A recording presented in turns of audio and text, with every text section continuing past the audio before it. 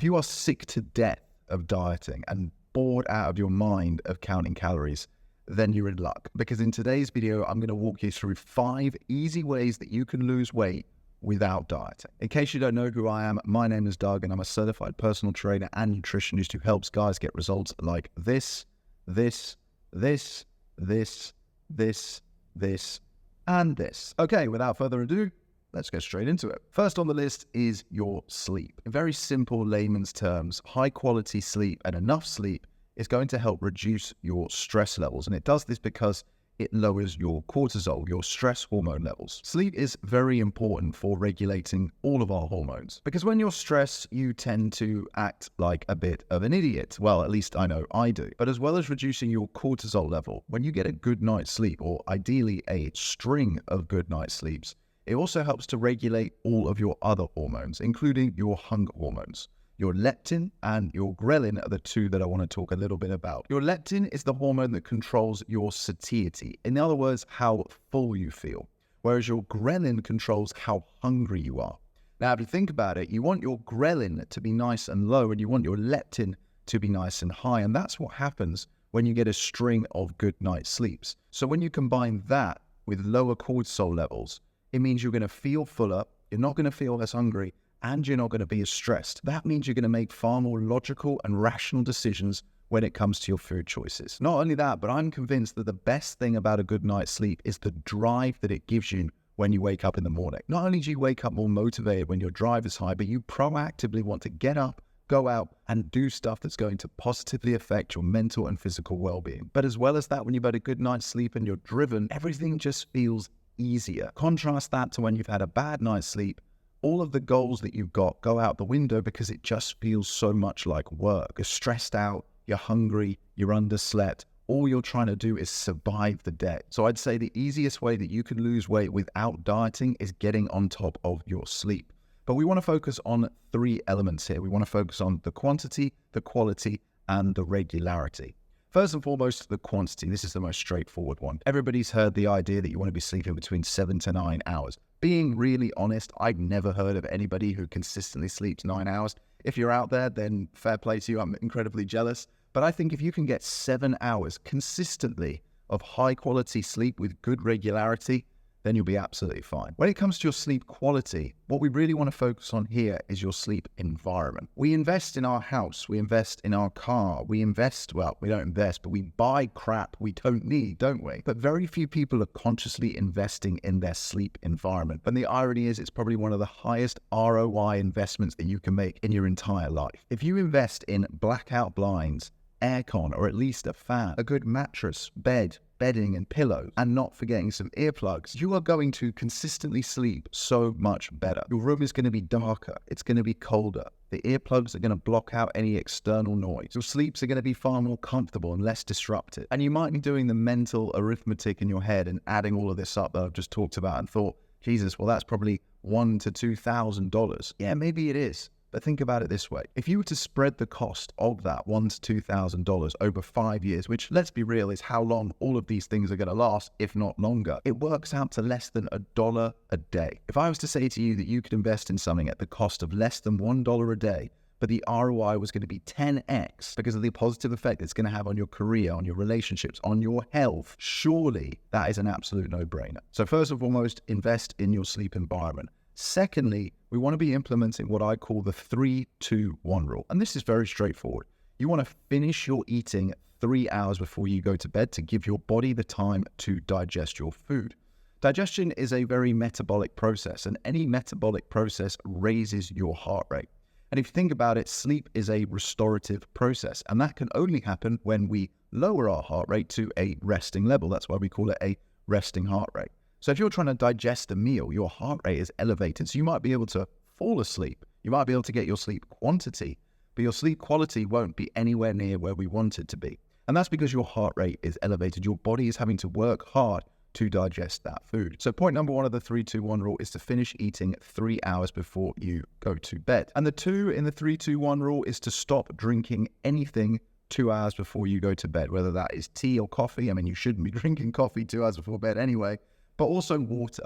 This has been a game changer for me. I'm now 36 years old, and up until the age of 30, I'm sure a lot of guys can agree with this, never really had a problem waking up in the night needing to go to the toilet. But ever since I turned 34, 35, 36, I found myself waking up once, if not twice in the night to go to the toilet. But I found that if you just stop drinking water 2 hours before you go to bed, this pretty much solves the problem. It's not a perfect system. There are going to be some nights where either you are just dying for have some water or you just wake up in the night anyway. But I would say it comes with a 90% success rate. And if you put that into real terms, it means that 6 out of the 7 nights of the week, you are going to be sleeping right through the night. And then the one in the 3-2-1 rule is probably the hardest one. And I'll put my hands up and say that I am guilty of not sticking to this at all, really. But that is coming off all of our screens for an hour before bed, whether that's laptops, phones, TVs, iPads, or anything else. And in particular, social media. I'm not going to delve into the detail of all this. I'm sure you know what I'm going to say anyway, of the sort of toxic effect that social media can have on your brain pattern. But more importantly, the damaging effect that the blue light from these devices can have. So coming off your phone is a great idea if you really want to maximize the quality of your sleep. What I like to do instead, pretty straightforward. Listen to a podcast or read a book. So we talked about sleep quantity, we talked about sleep quality. Let's talk a little bit about sleep regularity. And it's kind of funny, like I am not a sleep expert. I am parroting information that I have assimilated from lots of different sources because I'm very passionate about this subject and helping my clients to get the best results that they possibly can. And sleep regularity has become the sexiest part of sleep science in recent years because the neurologists have found that the people who are sleeping on a regular schedule, i.e. who are going to bed and waking up at very similar times every single day, are the ones who are reporting to have the best sleep, the ones who are reporting to have the best regulation of their hormones. And really, when you break it down, if you want to treat your body like a finely tuned machine, then that really is what sleep is. It's enabling our bodies and our brains to be restored and recovered. It's enabling our endocrine system, our hormones, to be brought back into balance. So if you really want to maximize your sleep, 7 hours of high quality sleep, going to bed and waking up at the same time, or at least within sort of 30 minutes of each other every single day. Okay, that is number one, that's sleep. Let's talk about number two, which is cold exposure. Being completely honest, is something that I am relatively new to. And I used to, like I'm sure a lot of you guys do, slag off people who would talk about ice baths and put them on their Instagrams or jump in their cold shower every single day. But now I have to admit, I'm part of the tribe. And I'm so glad I've joined because it comes with so many benefits. First and foremost, cold exposure boosts your metabolism, and it does this by activating brown fat. And this is a type of fat tissue that burns calories to generate heat rather than energy. And as a result, that increases your metabolism. Benefit number two is the activation of brown fat actually helps with the burning of white fat. That's the stored fat, the adipose tissue in your body. Cold exposure also improves your circulation. And in the long term, that's a very good thing because your blood is like the lubricant within your body. It enables the transportation of all the minerals, all the nutrients through your body to get to all the cells. So improved circulation means improved cardiovascular health, which means a longer, healthier, happier life. What cold exposure can also do is reduce inflammation in your body. That means it reduces your recovery time between gym sessions or workouts and enables you to do it more. And if you can do it more, it means you can burn more calories. It means you're going to be able to lose more weight more effortlessly. If you're new, I 100% recommend that you start with a cold shower. Start with 20 seconds, build up to 30, and then 40, and then finally 60. And then once you're comfortable spending 60 seconds under a cold shower, then I would try to find an ice bath. I wouldn't say invest your money and buy your own personal one straight away, but there's a lot of ice baths popping up all over the place now. So I'd recommend going to try one. Trust me when I say this, when you first start ice baths, it will suck. And you'll probably think of me and you'll probably hate me, and that's fine. But once again, just like the cold showers build up, when I first started, I can literally do 10 seconds. Then I did 30 seconds, then I did 45 seconds. Long story short, I've now built up to 4 minutes. And don't get me wrong, it never gets easier. Every time I do it, I absolutely hate it. But the psychological benefits as well as the physical benefits are visible for you to see. This isn't pseudoscience. It really does work. And if you want to lose weight without dieting, this is something you want to try. Method number 3 to lose weight without dieting is to give up liquid calories. So what am I talking about here? Well, you can kind of split it into 3. Number 1, alcohol. Number 2, Starbucks. Number 3, sugary soft drinks. Listen, alcohol, I get it. I love a few beers out with the boys every now and then. But if you're serious about building a better physique, living a healthier, happier, and longer life, then giving up alcohol for 3 to 6 months is going to be so beneficial for you, not just for your physical health, but for your mental health as well. Alcohol is a mood destroyer because it annihilates your sleep. And I've already talked to you about all the benefits that high quality sleep can bring you. People who wear the Whoop bands or the Oura rings, which clearly I don't, have both reported seeing 0 recovery out of 100 when they've had alcohol the night before. We've all known for a long time that alcohol has very negative consequences, as fun as it can be. But now we're seeing the real life data. People are literally waking up and seeing 0 recovery. They basically haven't been asleep. It's really starting to change the mentality that we have towards it. But not only that, it's also full of calories and it destroys your gut health. And this is very important for 2 reasons. Reason number 1 is that 90 to 95% of your serotonin, which is your feel-good, happy hormone, is actually produced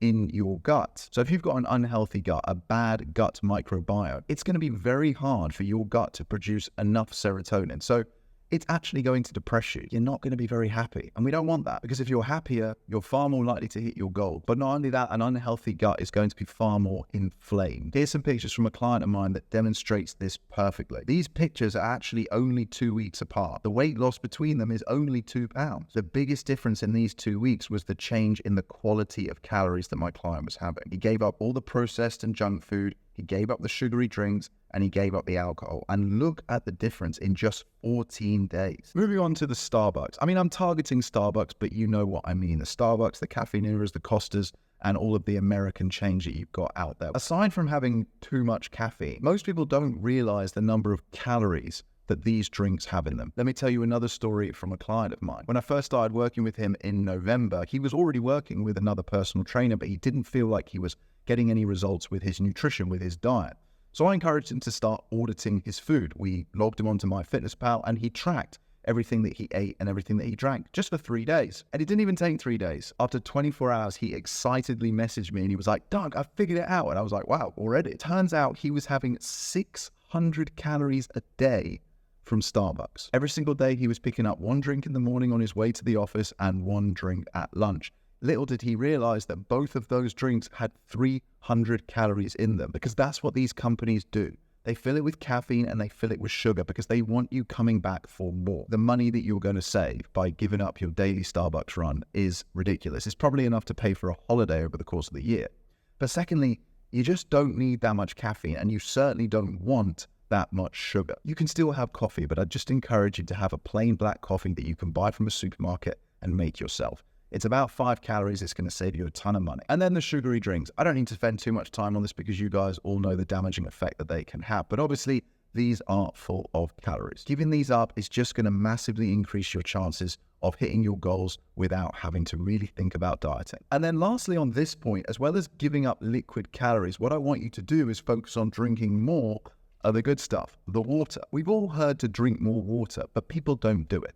And I think the reason that is because they don't understand the value of water. So let me try and break it down for you very quickly. Calories from your food are your primary energy system, but water acts like your secondary energy system. Water prevents you from getting lethargic. It prevents you from having energy crashes. And that's because most people don't realize that your brain only has to be 1 or 2% dehydrated for it to start turning off non-vital systems and mechanisms within your body. So when you start to feel lethargic, it's probably because you're dehydrated. Drinking lots of water, let's say 3 liters a day, is going to give you more energy. If you have more energy, you're going to do more stuff. If you do more stuff, you're going to burn more calories. If you burn more calories, you're going to lose more weight. You're going to lose more weight without having to diet that much. And better still, it kills your hunger because you're probably not hungry.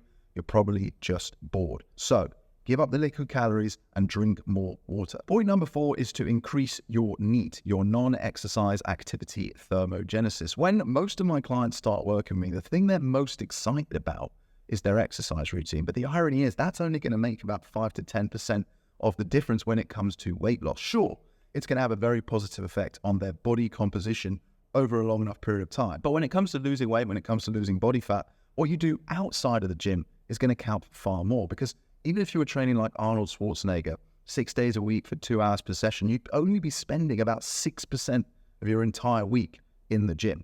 So what you do for the other 94% is going to count for like 30 times more. So rather than obsessing about the rep range or the exact exercises that you do or beating yourself up if you miss a workout, Focus on trying to consistently get more steps in. Climb the stairs instead of taking the lift. Walk instead of drive. Clean your house. Do some gardening. Play with your kids. Have sex with your partner. Just don't sit around and watch Netflix. I'm not saying you have to be up and on the move 24/7, but most people underestimate how much they're eating and overestimate how much they're moving. If you want to lose weight, the best way to do it is to eat a little bit less and move a little bit more. Last but not least, let's talk a little bit about intermittent fasting. I want to be very clear. There is no magic in this method in intermittent fasting, other than the fact that it limits the time frame you can eat it, and therefore it limits your calorie intake. Essentially, it switches your brain off from temptation at certain times in the day, because you've already told your brain, we're not eating at that time. Rather than the normal intermittent fasting protocol that most people will tell you to do, where you eat between midday, 12 p.m.